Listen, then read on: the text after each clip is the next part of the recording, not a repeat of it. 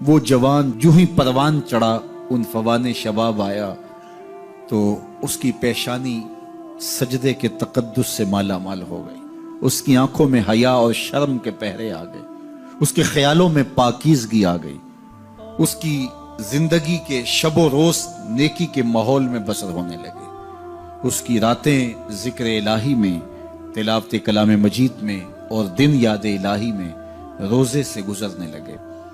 وہ جوان جس کی جوانی اللہ کی عبادت میں گزری، کیونکہ جوانی اگر عبادت میں گزر گئی تو بڑھاپا تو پر نور ہے ہی ہے۔ سب سے مشکل مرحلہ زندگی کا جوانی کا ہے۔ شیطان زیادہ ورغلاتا ہے کسی شخص کو جب وہ جوانی کے مرحلوں سے گزر رہا ہوتا ہے۔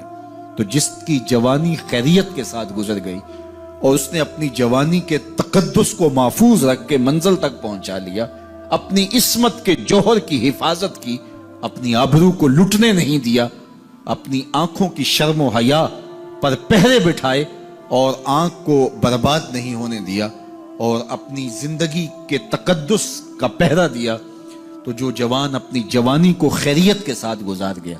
کسی نے کہا تھا نا، کتاب زیست کا ایک اور باب ختم ہوا، شباب ختم ہوا، ایک عذاب ختم ہوا۔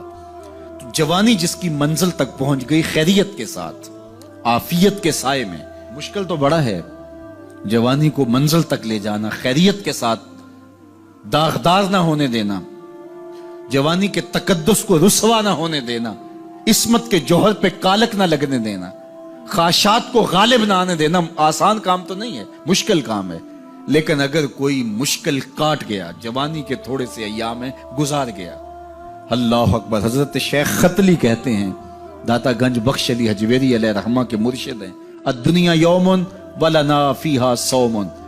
وہ کہتے ہیں دنیا ایک دن ہے، ہم روزہ رکھ کے گزار رہے ہیں۔ تو روزہ رکھ کے سارا دن گزر ہی جاتا ہے، دوپہر بھی آتی ہے گزر جاتی ہے، اور عصر کا وقت بھی آتا ہے گزر جاتا ہے، کھانے کا وقت بھی آتا ہے، چائے کا وقت بھی آتا ہے، سب کچھ ہوتا ہے لیکن گزر جاتا ہے، افطار تک بندہ پہنچ جاتا ہے۔ جس نے زندگی روزے کی طرح گزار دی، جس نے جوانی روزہ رکھ کے گزار دی، خواہشات کو بے قابو نہیں ہونے دیا، مشکل کام تھا لیکن اس نے مشکل کام کر دکھایا۔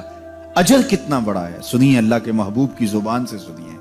حضور نے ارشاد فرمایا جو سید ابو ہریرہ کے ذریعے سے ہمارے تک پہنچا، فرمایا قیامت کے دن جب سورج کا رخ سیدھا ہوگا، زمین تانبے کی ہوگی، لوگ پسینے میں شرابور ہوں گے، کوئی ٹخنوں تک پسینے میں، کوئی گھٹنوں تک، کوئی کمر تک، کسی کو پسینے کی لگام دی جائے گی، اور وہ پسینہ ایسے نہیں ہوگا جس طرح یہ پسینہ ہے، اتنا گرم ہوگا۔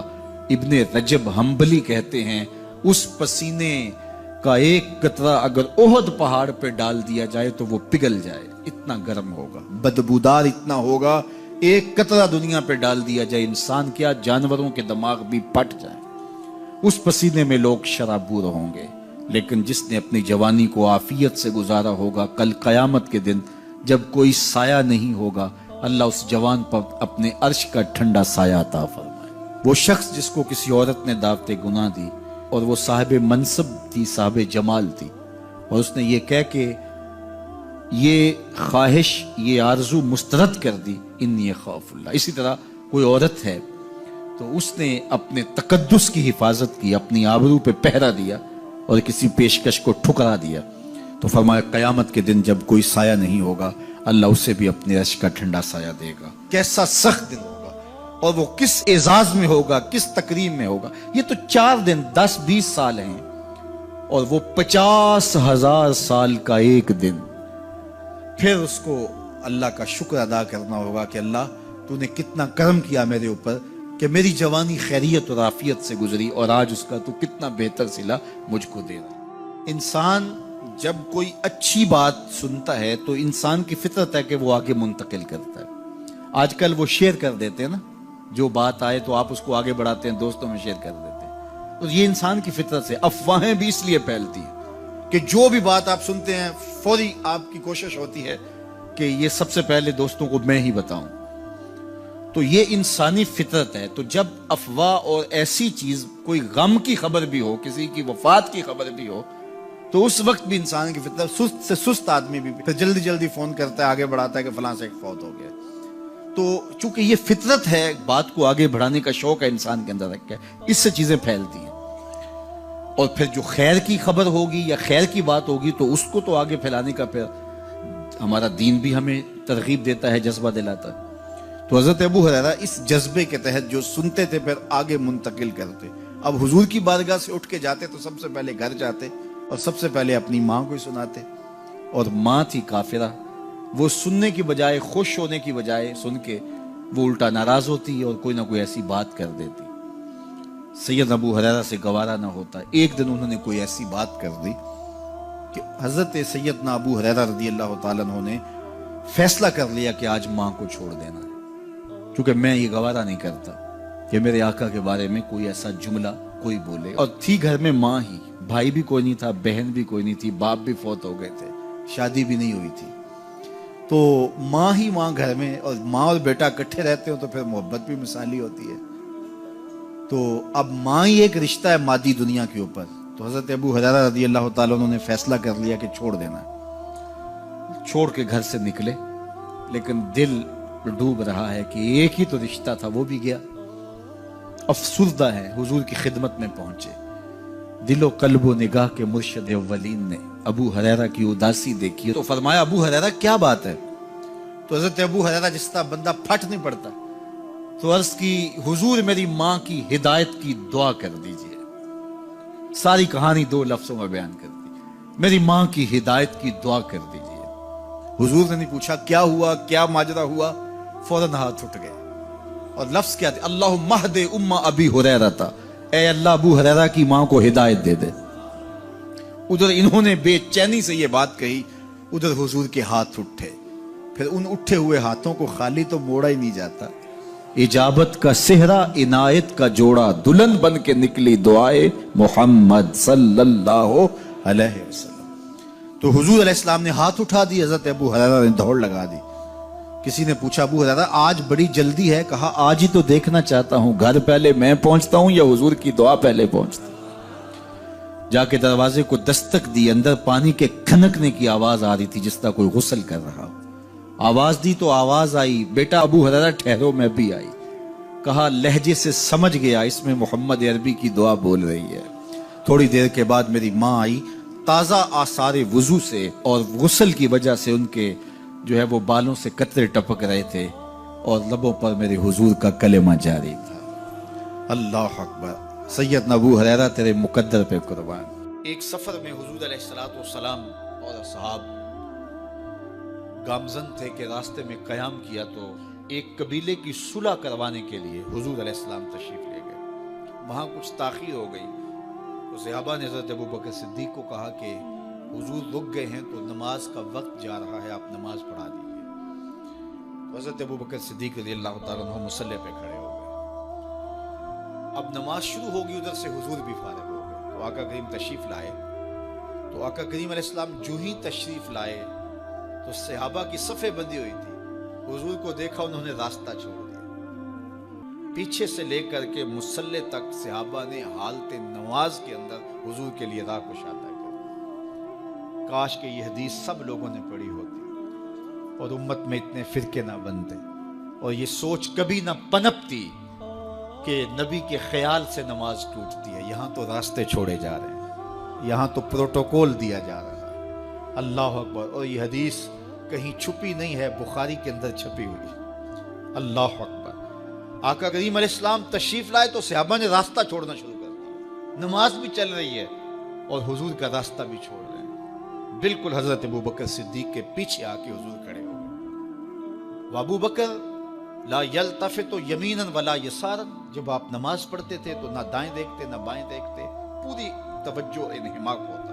وہ اپنی کیفیات کے جہان میں ڈوبے تھے اور حضور آ کے پیچھے کھڑے ہو گئے. صحابہ نے اپنے ہاتھوں کی پشت پہ ہاتھ مارنے شروع کر دیے.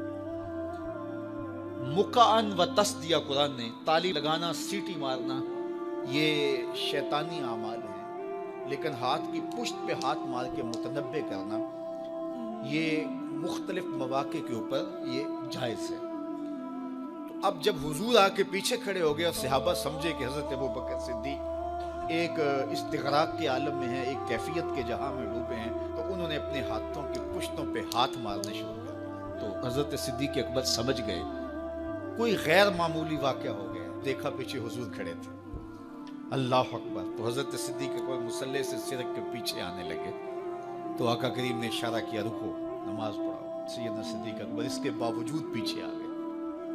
کبھی ہوتا ہے حکم اور کبھی ادب آگے ہوتا ہے، اللہ اکبر۔ حضرت سیدنا علی المرتضیٰ رضی اللہ تعالی عنہ کو کہا نا حضور نے صلح حدیبیہ کے موقع پہ صلح نامہ لکھوایا جا چکا تو لکھا یہ محمد رسول اللہ اور قریش کی جانب سے ہے۔ تو عروہ نے کہا اگر محمد رسول اللہ مان لیں ہم تو پھر لڑائی کس چیز کی ہے؟ تو اس لیے محمد رسول اللہ نہیں محمد بن عبداللہ لکھا جائے۔ تو وہ اس بات پہ بضد ہو گئے، اور اگر ایسا نہیں ہوتا تو معاہدہ ٹوٹ رہا تھا۔ تو حضور نے حضرت علی المرتضیٰ سے کہا کہ چلو رسول اللہ کا لفظ مٹا دو۔ عرض کی میں تو نہیں مٹاؤں گا، میں تو نہیں مٹاؤں گا، یہ نام میں تو نہیں مٹا سکتا۔ پھر حضور نے خود مٹایا۔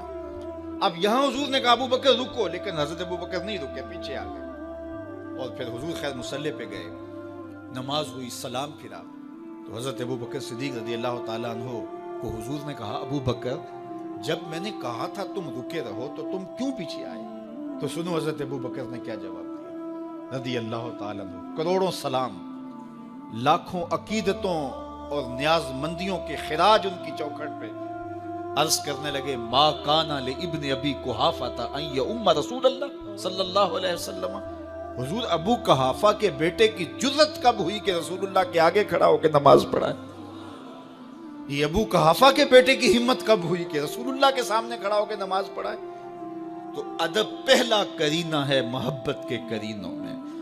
حضرت ابو بکر صدیق رضی اللہ تعالی عنہ نے اگر حضور علیہ الصلوۃ والسلام کی اطاعت اور حضور کی محبت، ادب، فرما برداری اور جانثاری کے انوکھے باب رقم کیے ہیں، لیکن حضور نے بھی ان کو جو اعزازات دیے۔ ایک خاتون آئی مسئلہ پوچھنے، آقا کریم نے فرمایا پھر آ جانا۔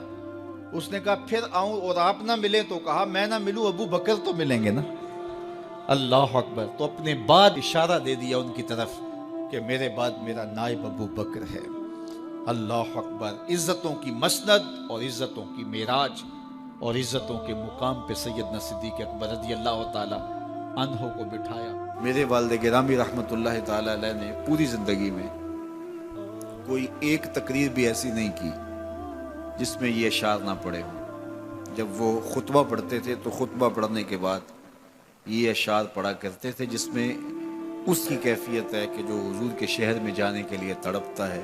ز مہجوری برآمد جان عالم، ز مہجوری برآمد جان عالم، تراحم یا نبی اللہ تراحم۔ کہ عرض کی جا رہی حضور آپ کی جدائی میں پورے جہان کی جان نکل رہی ہے۔ ز مہجوری برآمد جان عالم، تراحم یا نبی اللہ تراحم، نہ آخر رحمت للعالمینی، ز محرومہ چرا فارغ نشینی، بروں سر از برد یمانی، کہ روئے تست صبح زندگانی۔ حضور اپنا سر انور اس یمنی چادر سے ذرا نکالیے، چونکہ آپ کا چہرہ انور زندگی کی صبح ہے، زندگی کی بہار ہے۔ ادیم طائف نعلین پاکن، شراک از رشتہ جاں ہائے ماکن۔ اللہ اکبر۔ جامع علیہ رحمہ کا انداز کتنا دل آویز ہے۔ وہ کہتے ہیں حضور آپ طائف کے بنے ہوئے چمڑے کے جوتے پاؤں کی زینت بنائیں۔ آپ جوتے جو پہنے وہ طائف کا مشہور چمڑا ہو اور اس کے بنے ہوئے۔ شراک از رشتہ جاں ہائے ماکن، اور اس کے اندر جو تسمے ڈالیں وہ جامی کی جان کے ڈالیں، جامی کے چمڑے کے نہیں، جامی کی جان کے تسمے ان نالین میں ڈالیں جو آپ طائف کے بنے ہوئے نالین زیب تن کریں۔ وہ ایک شاعر کہتا ہے عربی کا کہ یا لیتنی کنت تربت ایبتکم فلتسمت نعالک ذاک کدی، کاش میں مولوی نہ ہوتا۔ وہ بہت بڑا شیخ الحدیث گزرا ہے، تو وہ کہتا ہے میں کاش شیخ الحدیث نہ ہوتا، میں مولوی نہ ہوتا، مدینے کی گلی کی مٹی ہوتا، حضور گزرتے تلووں کو چوم لیتا۔ چے باشد گر کنی سوئم نگاہے، ہمیشہ گر نہ باشد گاہے گاہے، نگاہے یا رسول اللہ نگاہے، صد ہزاراں جبریل اندر بشر، بہر حق سوئے غریبہ یک نظر، یا رسول اللہ انظر حالنا، یا حبیب اللہ اسما قالنا، اننی فی بحر غم مغرق خذ یدی ساحل لنا اشکالنا، یا صاحب الجمال و یا سید البشر من وجهک المنیر لقد نور القمر، لا يمکن الثناء کما کان حقہ بعد از خدا بزرگ توئی قصہ مختصر۔ ساری کہانی آ کے یہی ختم ہوتی ہے۔ تو یہ میری اور آپ کی سعادت مندی ہے۔ اللہ کی توفیق سے آپ کے لیے اور آپ میرے لیے محبت اور دعا کے جذبات رکھتے ہیں، اور ہم ایک دوسرے کے لیے دعا گو ہیں کہ آج میں حاضر ہوا ہوں اور آپ نے جو ہے وہ میرے لیے اپنی آنکھوں کی چمک اور محبت پیش کی ہے۔ اللہ یہ دن آپ کو بھی نصیب کرے۔